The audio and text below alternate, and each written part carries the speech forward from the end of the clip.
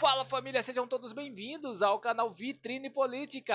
Aqui a gente não se esconde atrás de manchetes, a gente vai fundo nos fatos. Eu falo com você com humildade, respeito e compromisso com a verdade, trazendo análises, bastidores e informações que muita gente prefere não mostrar. Se você acredita que o Brasil merece transparência, justiça e informação sem maquiagem, eu te convido a caminhar comigo. Se inscreva no canal, ative o sininho e faça parte dessa comunidade que cresce com consciência, coragem e fé.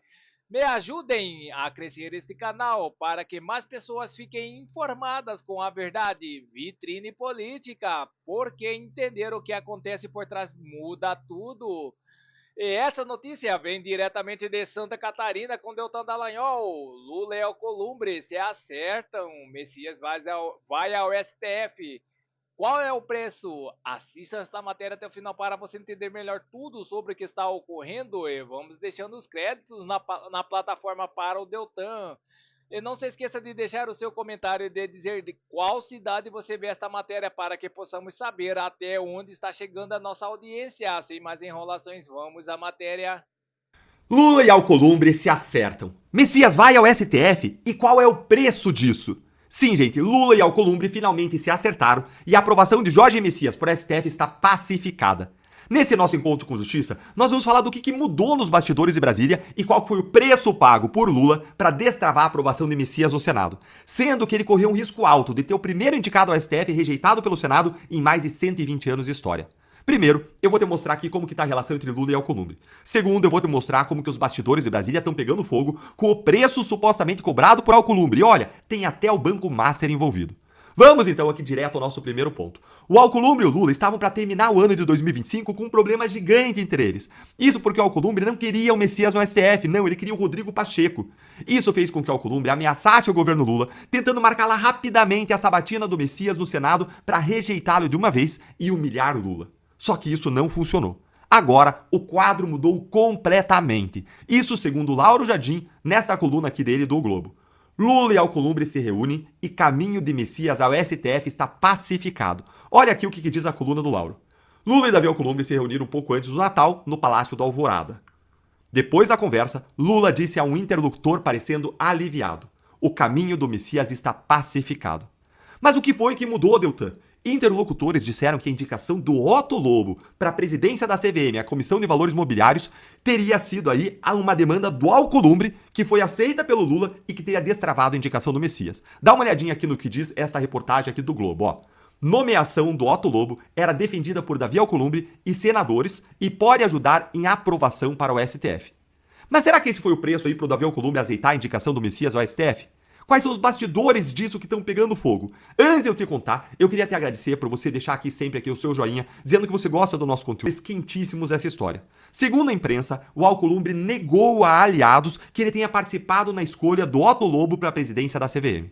O Otto Lobo ele teria, na verdade, outros padrinhos, como os irmãos Batista e o Guido Mantega. Por causa dessa falta de consideração, de uma falta de afago de Lula e Alcolumbre nessa indicação para a CVM, o presidente do Senado supostamente estaria até disposto a segurar o prosseguimento da indicação do tal Otto Lobo no Senado. Dá uma olhadinha aqui nesta outra matéria aqui do Globo. O trâmite aqui da indicação do Otto Lobo prevê que Otto Lobo seja sabatinado pela Comissão de Assuntos Econômicos do Senado e depois passe por uma votação no plenário da Casa. Mas a expectativa é que haja demora para marcar a sabatina, já que os senadores não participaram da escolha. Gente, pode ser verdade, pode ser mentira. Plantar isso na imprensa é muito conveniente para o Alcolumbre. É uma ótima maneira de disfarçar que o Alcolumbre foi um dos padrinhos, na verdade, dessa indicação. Caso o Alcolumbre deseje manter sua participação nessa indicação oculta, e ele tem várias razões para fazer isso, como eu já vou te mostrar. O Alcolumbre pode muito bem ter combinado com os demais de fazer algo desse tipo aqui, para poder depois negar que ele tenha qualquer coisa a ver com isso. Esse tipo de manobra em que você esconde suas intenções, esconde suas ações verdadeiras, ao mesmo tempo em que divulga publicamente o oposto do que você está fazendo ou deseja, é algo extremamente comum na política, infelizmente. Há muito aí de disfarce das intenções, há muitas pessoas que se movem nas sombras, e o Alcolumbre, ele disse até que ele vai segurar a indicação para ele não levar a culpa por essa indicação do Otto Lobo. Dá uma olhadinha aqui agora na folha, ó. Alcolumbre disse a parlamentares que não levará o nome de Lobo à votação no Senado enquanto não forem revelados aqueles que seriam os verdadeiros padrinhos dessa indicação. Mas, caso seja verdade que o Alcolumbre não teve nada a ver com essa indicação, por que então ele está tão indignado com isso? Só porque o Lula não prestigiou ele pedindo a opinião dele antes de escolher o nome para a CVM? Ó, eu te explico. É porque o Otto Lobo, ele é visto como próximo do Daniel Vorcaro, do Banco Master. E hoje ninguém quer ser associado ao Master. Ele tá radioativo, Daniel Vorcaro, Master. Nem mesmo o Alcolumbre quer ser associado ao Master. Inclusive, caso não tenha sido o Alcolumbre o responsável, isso foi uma verdadeira rasteira do Lula nele. Porque tá associando o Otto Lobo, e o Vorcaro, consequentemente, ao Alcolumbre pelas costas. Dá uma olhadinha aqui comigo no que diz a matéria. A indicação de Lobo se deve a um consórcio formado entre parlamentares próximos ao banqueiro Daniel Vorcaro. Então a situação, gente, é a seguinte. Nós temos duas hipóteses aqui e eu vou dizer qual que é a minha opinião. A primeira hipótese é de que Alcolumbre indicou o Otto Lobo para favorecer o Márcio Vorcaro. E Lula aceitou isso em troca do Alcolumbre deixar o nome do Messias passar no Senado. Existe até uma suspeita de que o Alcolumbre tem relações com o Master. Vamos lembrar isso aqui, ó. Vamos lembrar que o indicado do Alcolumbre no Amapá Previdência fez aportes de 100 milhões de reais no Master, ignorando os alertas. E vamos lembrar que o Toffoli restringiu o acesso aos dados do telefone do Vorcaro exatamente ao Alcolumbre, tirando o acesso da CPMI e do INSS. Então, o Alcolumbre estaria ajudando o Master escondido e ele teria soltado aí nota na imprensa dizendo o contrário, que ele não tem nada a ver com a indicação do Otto Lobo, que ele está indignado, que não foi consultado e tal. A minha aposta é que o que aconteceu é que realmente o Alcolumbre indicou o Otto Lobo, tá disfarçando e se for isso, nós vamos ver o Messias passar no Senado e ir ao STF facilmente agora. Mas tem uma segunda hipótese de que Alcolumbre realmente foi passado para trás, que ele não foi ouvido na indicação do Otto Lobo e que ele não teria a ver com essa história. É a segunda hipótese. Se isso for verdade, fica mais difícil ainda para o Lula aprovar o Messias, a não ser que ele pague um preço muito, mas muito alto. Se isso for verdade, não dá para entender ainda a nota que saiu na imprensa, dizendo que o Lula ficou aliviado e que está tudo pacificado em relação ao Messias, a não ser que o Lula tenha pago um outro alto preço que nós não sabemos qual é ainda. Vocês entenderam as duas situações?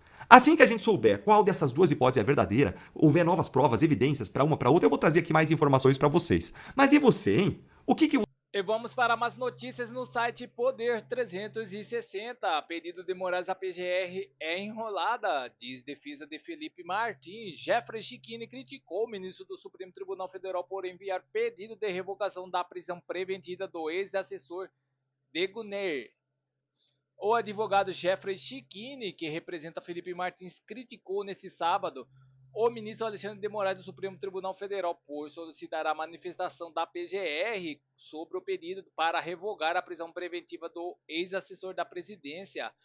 Para prender Felipe Martins, Moraes não consultou a PGR antes. Agora, para soltar, mandou o nosso pedido de liberdade para a PGR se manifestar primeiro, o que obviamente é para dar aquela manjada enrolada e manter Felipe preso ilegalmente por mais tempo, afirmou Chiquini em seu perfil no X. O ex-assessor do ex-presidente Jair Bolsonaro está preso desde 2 de janeiro. Moraes afirmou em sua decisão que Felipe Martins descumpriu as medidas cautelares ao utilizar redes sociais. O pedido de prisão foi baseado em um e-mail enviado ao gabinete do magistrado por um coronel aposentado da aeronáutica. No e-mail, Ricardo Wagner Roquette escreveu que seu perfil no LinkedIn havia recebido uma visita de uma conta identificada como sendo de Felipe Garcia Martins. A plataforma, muito usada para anunciar vagas de trabalho, tem uma seção que permite ao usuário ver quem entra em sua página. Em defesa de Felipe Martins, negou ele tenha usado o perfil e afirmou que o último acesso foi em 24 nos Estados Unidos, quando o ex-assessor estava com tornozeleira eletrônica no Paraná. Não é de se divulgar ainda que, após a manifestação do Ministério Público, Moraes mande oficiar o LinkedIn para confirmar se a prova que apresentamos é verdadeira. Lembrando que, para determinar sua prisão, não precisou de prova do suposto acesso ao LinkedIn.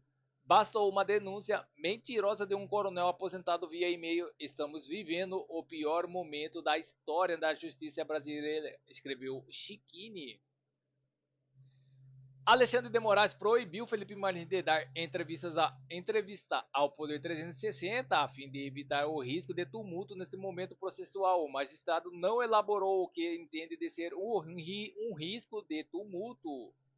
O pedido do Poder 360 foi protocolado no STF em 12 de março de 25. No requerimento, este jornal digital alegou que a realização da entrevista não é é inconciliável com o devido respeito às medidas cautelares impostas e diz haver interesse público. O Poder 360 declarou também que a autorização para a realização da entrevista é uma medida essencial para atender ao inegável interesse público envolvido a calcada na liberdade de imprensa e de informação, resguardando ainda a igualdade de tratamento entre os réus. Moraes não respondeu a esse argumento apresentado sobre haver necessidade de igualdade de tratamento entre réus.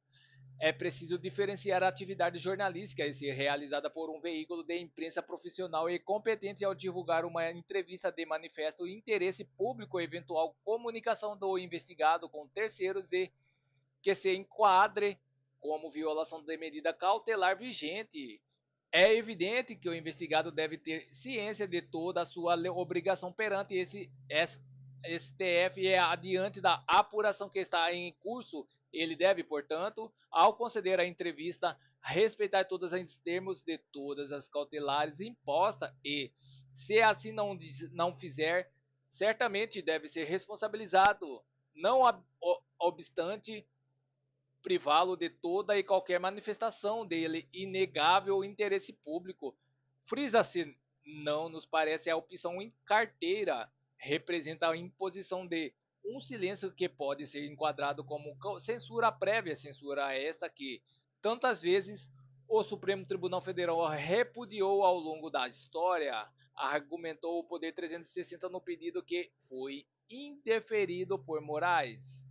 Esse jornal digital apresentou recurso à primeira turma. A ação ainda aguarda julgamento. Então é isso, pessoal. Essas são as notícias que estão circulando nas mídias da internet. Não se esqueça de se inscrever, deixar seu like e clicar no sino para mais informações sobre política. Agradeço a todos pela audiência.